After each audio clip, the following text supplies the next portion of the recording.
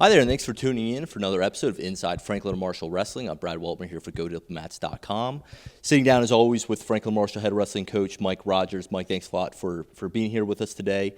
We got 174-pounder Colin Gironda, so we appreciate you sitting down here with us today, too. So let's jump into things. Last Friday, despite the snow that we got here, still managed to get it in 2 matches against Brown and Harvard. It was a big night for Rick. We'll get to that a little bit later, but let's talk about some of the other guys in the lineup who looked pretty good. I mean, the effort was there in the majority of the bouts. Anthony Mancini, he went 2-0 at 184. Antonio Paluzzi, he battled back against a tough loss to Brown, and he ended up pinning his opponent against Harvard. So just kind of talk about those guys, talk about what else you saw from the athletes in your lineup. We had to do some moving around, so I appreciate Brown and Harvard adjusting their schedule to get the match in coming in on Friday instead of Saturday. And, it took a lot of effort on their part to make those arrangements to come down here to get those matches in. So I appreciate their efforts on that end of things. Competition-wise, we're still making progress. I think the Brown match at 25, Aaron Moldoff did a good job, but this started too late. I think he started pushing the pace towards the third period, but it was just too little, too late. But he's still getting adjusted to the weight. I mean, he I think this is his third, maybe his fourth outing. This is senior year, so he still has to get into that competition poise of starting early in a match. Same thing at 33, Scott Stevens against the Brown kid. Just waited to set back to in the first period and two, and then didn't really start wrestling till the end of the second and the third period. And again, just 2 close matches that I think if we would have pushed the pace and got a little bit more aggressive early on, could have been a difference in those 2 bouts. But and then moving up the lineup, Anthony Mancini did a great job both matches. And he's starting to put together, I think, some of his best wrestling's happening right now, which is what you look for in athletes. You want them to peak and wrestle their best wrestling late. And I think that's where he's at right now. He's doing some of his best wrestling later in the season. And he's putting together, the techniques that he's been developing over the summer. And he's one of the guys we point to. He really did a great job this summer of just committing to being here pretty much the whole time, going to every competition he could, every practice, hitting the weight room. And he's starting to see the benefits of all that hard work he did over the summertime is starting to pay off now. And that's what it takes. It takes that long to start seeing some of the fruits of your labor, going into late part of the season. Yeah, and getting to Rick's performance on Friday, he was coming in off of arguably one of his biggest wins of the season. He took down Cruz of Lehigh. Things didn't get any easier. He had the number 7 ranked wrestler in the country, the top ranked wrestler in the IWA, and Todd Preston of Harvard. He was able to pick up the win there. Just kind of talk about heading into, so much goes into placing with the IWA tournament, the NCAA tournament, and just how big of a win like that is against a top conference opponent. Yeah, and Rick is another example of, I think he's doing some of his best wrestling right now. I think it started in the Midlands when he took out Metcat, that was at the time ranked number 3 or 4 in the country. And, then wrestling Cruz, winning that match, and then wrestling Preston against Harvard was probably one of his best wins lately. And he did it. He had to do it with, third period he was down 1.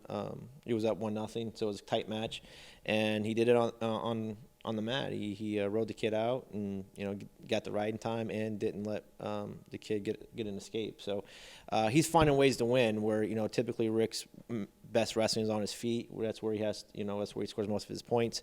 But it goes to show you too, he can win it getting off the bottom. He can win it on riding guys out. If he has to turn you, he'll turn you. That's good for him to see different ways to win, not just always, have to depend on his feet. And he has a tough one this weekend too. This is going to be another test for him. I think Rick has the toughest schedule I've ever put in front of him. We did that for a reason. Some of the teams on our schedule are specifically for some guys to see certain guys, and one of it we had in mind was Rick, seeing some of the best guys in our conference, the best guys in the country, and he's starting to, I think, adjust to that competition and wrestling really well right now. Yeah, he certainly is. I mean, he started off a little bit slow, but he's won 7 straight, 15 out of his last 17. What's kind of been the difference, do you think? I think the big thing is just getting back down to 41. I mean, he redshirted last year and he wrestled 49, and getting back down to 141. And again, when you're redshirting, you're not competing week in, week out, and making weight every week. And I think that was a bit of an adjustment period for him. And I mean, he kicked off his season wrestling against Ashnall. It's one of the top guys in the country. So it was. I think that was the biggest adjustment. And now that he has his weight under control and he's feeling better, he's wrestling better. He's again doing some of his best wrestling now. I think just because of adjusting back to competing week in, week out, making weight every week, and feeling good. Colin, your senior season here is rapidly coming to a close. Just kind of looking back over the last 4 years of the program, what do you think when you leave Lancaster you're going to take away from your time with the team?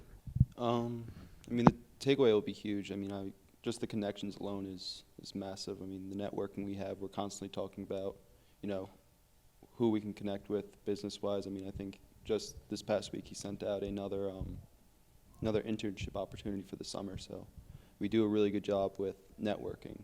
I think that alone is big. But I know I'm looking at Teach for America, so I think that kind of came from my time here. One of the things we really talk about is community and giving back, and we do a lot of volunteer work. So I feel like Teach for America after my time here feels right because, it's an opportunity to give to the people that don't always have the best opportunities.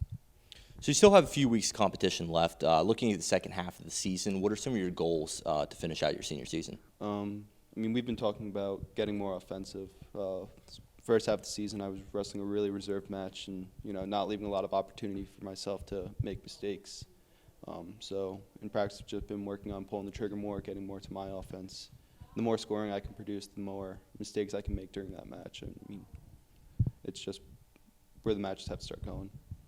And let's look a little bit into your background in wrestling. How did you get into the sport? Was it sort of a family thing? Did a family member get you into it, or? Yeah, I mean, my dad had wrestled when he was in junior high and high school, and when I was growing up, he wasn't around a whole lot, so there weren't always a lot of time to spend time with my dad. So I figured if I did something he had an interest in, there'd be more common ground between us. And 10 years later, I'm here. So.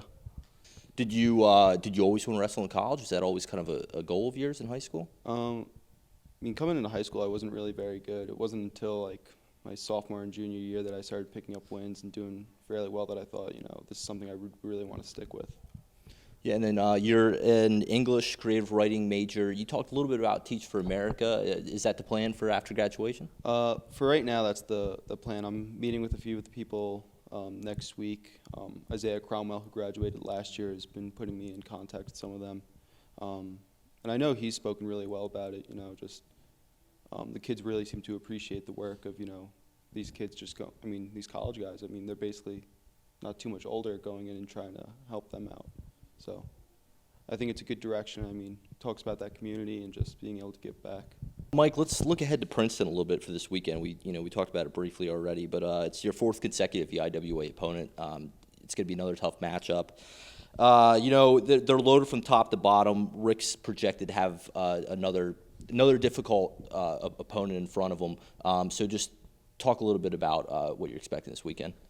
Princeton's, always tough, and they always bring in good guys. So, they're pretty solid from 125 to 285, So, but again, it's one of those things that, our goal, and I said this, I think almost every time, is to see as much as our conference we possibly can. So that's what we wanted to do and focus on.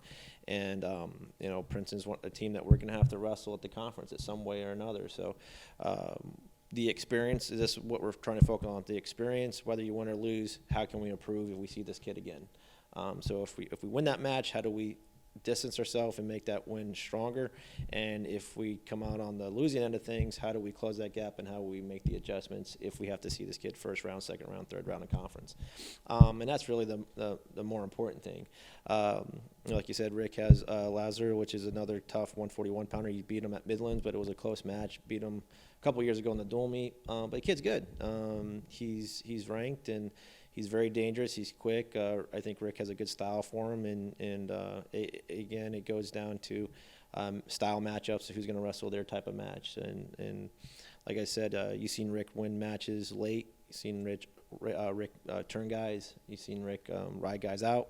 I don't think too many guys can hold him down. So he's one of the most well-rounded, I think, athletes I've ever worked with in terms of his abilities. He's strong in every position, and what he does naturally, just his flexibility and what he does in scrambles is just impressive. So regardless of what happens, it's going to be an exciting match and fun for him, and I think this is keeping him sharp, so that every week he has to get up for somebody, that it's not just a cakewalk for him, that he's going to have to prepare and get ready mentally. It's going to make him stronger mentally when he gets into conference and going into, projecting into the NCAA, because there's no easy rounds in that tournament either. So so it's going to be an exciting match, and, dual meet wise, we just want to go out there and put our best effort out there and compete the best way we can and see what happens.